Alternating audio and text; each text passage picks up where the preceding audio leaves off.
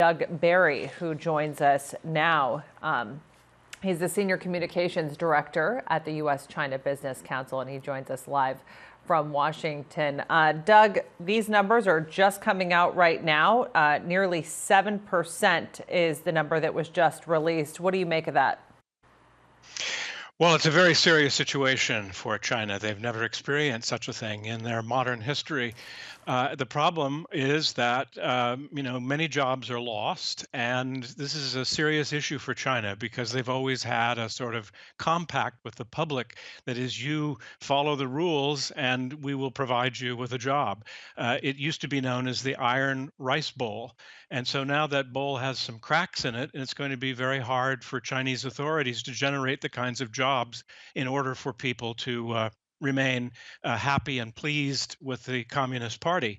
The worst thing that can happen in China is chaos. The authorities are extremely serious, extremely worried about that. And one of the compacts is that they'll provide the jobs and that will provide a certain amount of social stability. Now there's some concern about the risk of not having enough jobs for all of the people.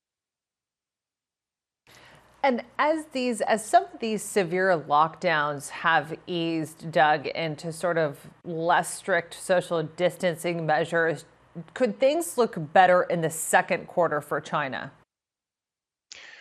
Probably not in the second. The consumer market has fallen. People are reluctant to go out to dinner and to patronize the small businesses in China. And like in the United States, the small businesses there generate the majority of private sector jobs. So China faces a double whammy.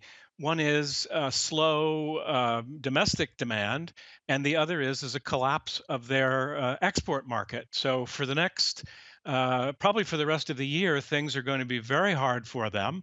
Growth is going to be very slow, but the longer term prospects for next year, 2020, 2021, are more favorable, and hopefully things will improve at that point.